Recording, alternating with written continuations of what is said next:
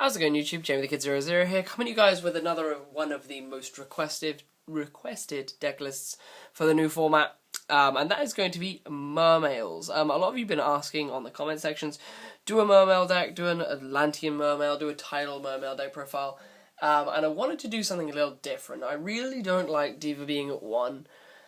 Like, I'd have to play so many extra deck cards just to make that one Diva versatile, that I felt I should completely change the aim of the deck, and that's what I've done with this list, and it may prove to be bad and I may end up going back to the Diva, but I wanted to create a list that you guys would actually look at and go, oh, that's a little bit different. So with that in mind, I'm going to be bringing you guys a Mermail Abyssleed deck. This deck focuses a lot more on the Abyssleed engine than it did before. I believe at Nationals I played 9 Synchros. This build plays 3. So bear that in mind while we're going through this build. So I think that's all I'm going to say going into it. The other thing that I want to announce while people are watching the start of the video is, to all of you who've been commenting saying, do a deck profile of this, do a deck profile of that, I have taken consideration what you want to see. I do have notes for a Machina Gadget, Agent, and Constella deck, and a Fire Fist deck, so can you please stop asking for those? I've taken note now. About 50 of you have asked for each deck. And it's just, you've gotten the message across. You've gotten the message across. It will be done, but know that it's actually in the pipeline now, so you can stop asking. Because otherwise the comment section of this video will be exactly the same, and it'll just be 100% that. So we're going to get into the deck. The one card which doesn't fit with our Xyz theme is our Moulinglacia, the Elemental Lord. I am still playing the 1 Dragoons, so you can search this card to get to net some easy cards out of your opponent's hand. And with the a couple of the traps and the fact that we play Tidal, our graveyard is incredibly easy to modulate for this card. So if we draw it late game, a lot of the time we'll be able to make it live. We'll be able to change the content of our grave and make this card live. So I'm playing the 1 Moulinglacia. Playing the 1 Abyssleed, mainly for muscle. And he also searches me one of my Abyss spell traps from the graveyard. And when I say spell traps, I mean spell or trap. I am playing an Abyss spell in this deck, which we will get to in a bit. I'm then playing the 3 copies of Mermail Abyssmegalo. He's basically our big engine in the deck. He is the one card we always want to be dropping. He's my favourite card in the deck. I absolutely love Megalo. I love just the way his effect works. He is Machina Fortress for waters, and he searches negation, reborn, and emergency teleport in this deck. So he's so versatile. I love this card. I wish Dragoons was still at 3 so I could get to him quicker. So playing the 3 Megalo, and he's also in there because he's a rank 7, and we're focusing on rank 7s in this deck. And then play 3 copies of Mermail Abyssteus. I've seen people cutting down on Teus recently. I disagree. I think Teus is still one of the best cards in the game. Well, in this deck anyway, sorry. I don't understand why you would cut down on one of your best archetype specific cards, but each to their own. I'm mainly playing it in here because of the fact that I can search Gund, which we're playing 3 of, to make our XE spam plays. Forgive me if I'm a bit inconsistent. I've just come back from like 6 hours at work, and it's like 1 o'clock in the morning, so I wanted to get this done. I'm then playing 3 copies of Mermail Abysslinde. It's our recruiter of the deck. I say recruiter, it's our Mystic Tomato of the deck. I absolutely love this card. It puts in so much work. Not much else to say there. If you know what Mermails are about, you know how good Lind is.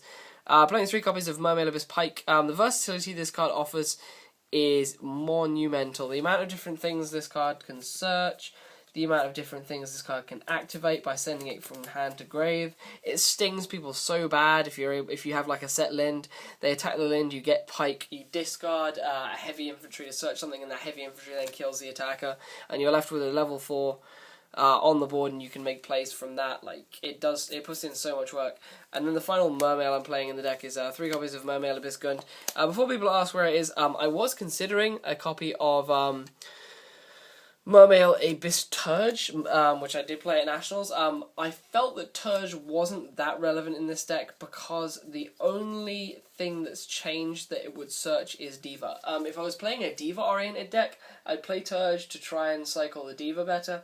But in a build like this, I didn't feel that the Turge was really going to be necessary, so I decided to not play the Turge. But if I was playing a more Synchro or Diva-oriented build, I would definitely play the Turge.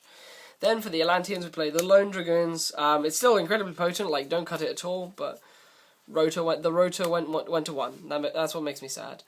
Then to kind of make up for that change, we play 3 copies of Atlantean Marksman and 3 copies of Atlantean Heavy Infantry. Before we continue through the monsters, another thing I want to quickly talk about is another card I did consider was Mermail Abyssdine, but it was a bit inconsistent. It's definitely something you guys can test. Mermail Abyssdine was definitely really, really effective on the occasion, but sometimes it just wasn't very helpful. Like, it varied so strongly, I didn't like it. It kind of hurt the consistency of the deck, so that was Dine.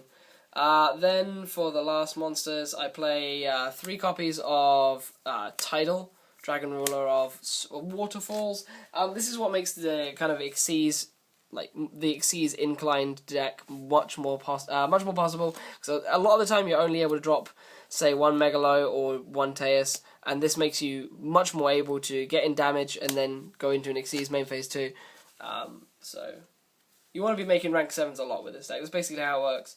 And then the final monster we play is 1 copy of Fishborg Archer, because it gives us access to Gungnir, which is a 7. So we can make rank 7s and do Gungnir plays, which are crazy. But otherwise, that's that. So that's the monster lineup. It's 28 monsters. I believe this deck is 28 monsters, 12 spells, and 5 traps for a 41 card finish. The spell lineup is a bit weird, but it's kind of working for me, so it's like it's what I'm going with. I'm playing the 1 Dark Hole, the 1 Mind Control, and then my tech spell is 1 Abyss-Scale of the Mizuchi. Abyss-Scale of the Mizuchi reads, equip only to a Mermail monster. It gains 800 attacks, so that's huge. That's a huge change, making Megalo 32, and Teus 25, and things like that, and Lead 36. I think 36. Lead 35. So like it's incredible. It puts in so much work in this deck. But we'll carry on. It gains 800 attack. When a spell effect that was activated on your opponent's side of the field resolves, negate that effect and then send this card from the field to the graveyard. So it's pretty awesome because it's able to negate a spell, and spells going into this next format, I feel, are a bit more essential because you're going to be playing a lot more spells that are, I don't know, I want to say game-changing, or you're trying to use to change the state of the game. Like, Dark Hole is very powerful against this deck, and another concern was spells are incredibly powerful against my Mermail Abyssgaios, and this card is able to make my Mermail Abyssgaios into a 3600 beta that can negate a spell once. So that's quite nice. It's quite nice, and this is searchable off Megalo. So you know you can search a 1-card spell canceller off of Megalo. And then I play 2 copies of Salvage because we want to get back our fodder to try and drop our big mermails. Like, you can use Salvage in tandem with like Lead. You can drop Lead really easily using the Salvage. I just really enjoy playing Salvage again, and a lot of people will say, oh, why are you playing Salvage but without Diva, because Diva is really powerful with it. But the Salvage is in here more so that we can make our combo plays off of less cards in hand, and be able to kill more stuff with our Atlantean effects. So they're in there, and then the final spells I play are 3 copies of MST. It's pretty standard for dealing with all the back row that is going to get in our way. I did consider Lance.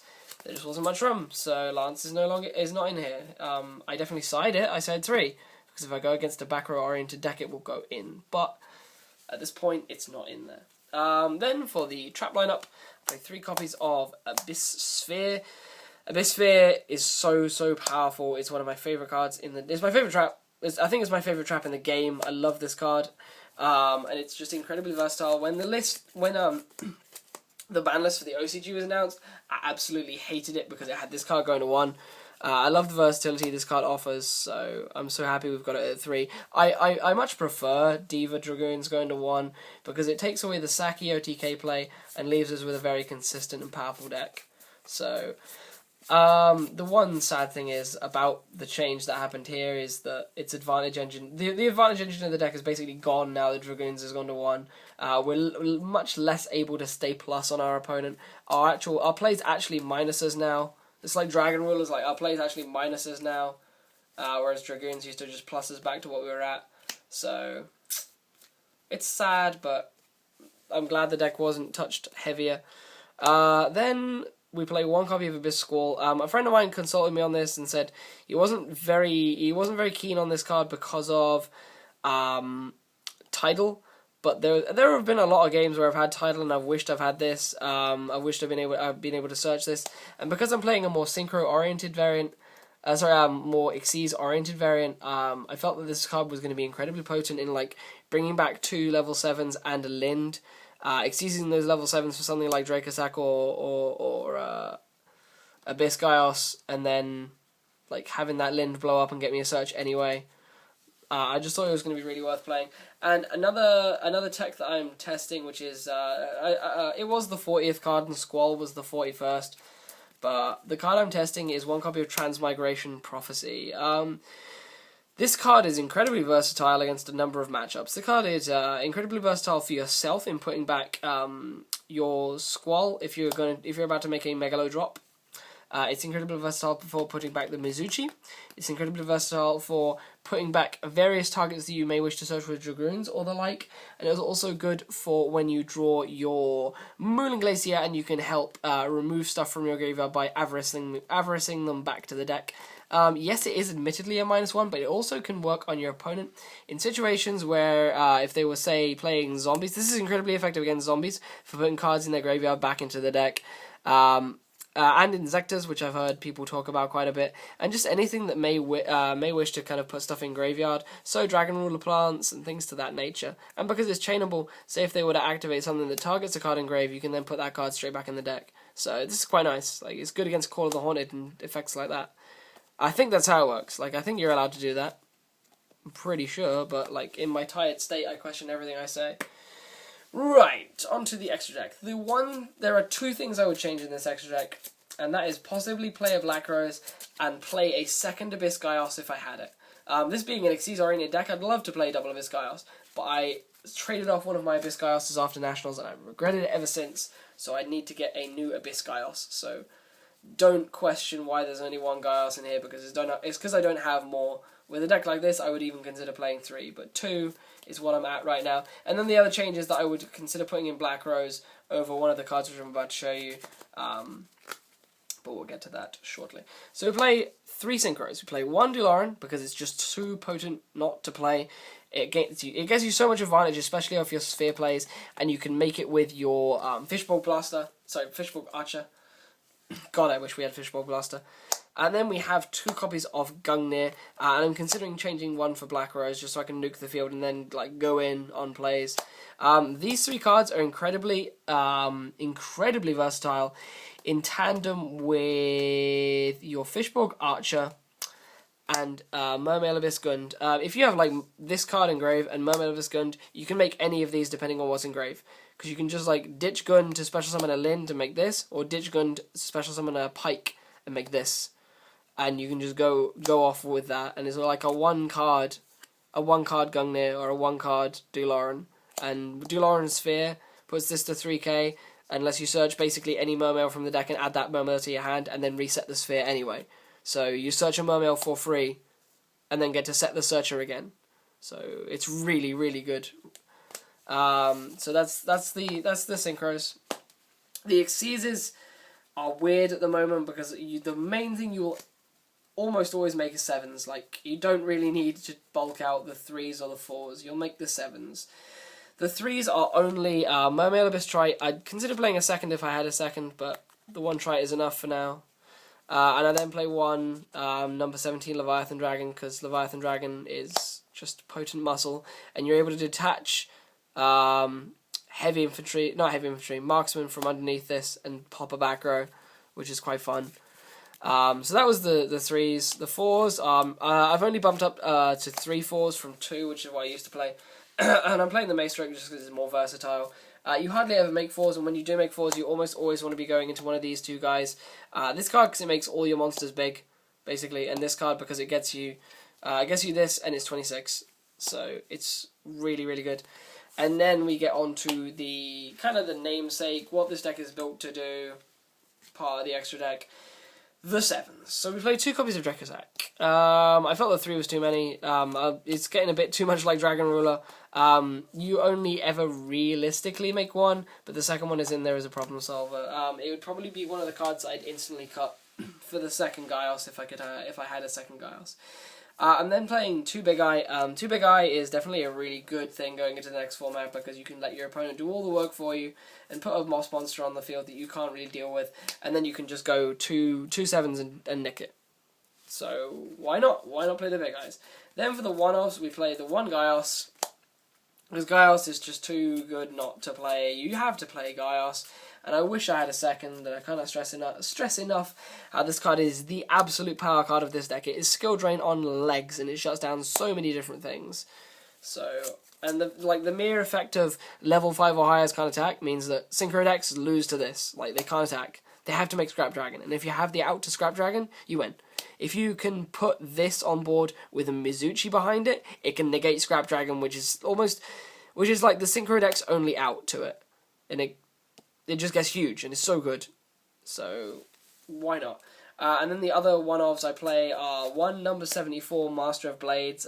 This is for playing into back row and things to that nature, because it can't be targeted in a lot of back row targets nowadays. A lot of the non-targeting things went to 1. The only thing you really have to be worried about is the Mirror Force, because it's the only card that doesn't target that's at more than 1. So, Master of Blades is there to play into back row. And then the final monster, the final extra monster I play is 1 Gaia Dragoon. There have been so many situations where I've been playing against the Mirror Match or Dragon Rule Plants where the piercing damage would have won me the game, especially over things like Dracossack tokens or Go tokens. And it's something that I feel that you really need to be playing in this format. Like, almost every deck needs a piercer. But that's my input on the subject. Either way, that brings us to the end of this deck profile. By the time you're watching this, the deck list won't be in the description because I will have gone to bed. But if you want the deck list to be in the description, it will be there later on. Otherwise, I don't really have anything much else to say. Other than I really like this deck. I still really enjoy it. The only problem is it loses to a lot of massive back row ruins this deck. Like it used to have a really bad matchup against Fire Fist when it used to set loads. And now that there's no storm, things are just going to set even more. So this has a big problem with heavy set back row. And there are so many people who are able to play decks which just go Summon Banisher of the Radiance, set 5, go. And that basically to that you lose, and it happens more often than you may think, especially with Banisher at 3. There are going to be a lot of decks that play games to protect the Banisher against you. So yeah, those are my only other thoughts and things I need to point out about the deck. Otherwise, I'm really happy with it. It does some really interesting things. I don't think I'd take it to YCS London if I had to take a deck. I definitely think I would take something a bit more consistent and a bit less vulnerable to Banisher. But it's definitely by no means a bad deck. Like, don't let this decry it. I still think it's incredibly good. I just don't think it's good enough. But yeah, this has been Jamie the Kid 00. I hope you've enjoyed. Please feel free to check out my Facebook in the link in the description. Also check out the deck list as and when it's been posted, and otherwise like, comment, subscribe. I hope you've enjoyed. This has been Jamie the Kid 00. I'm really tired and I will see you tomorrow with some more deck profiles. Peace out. Bye.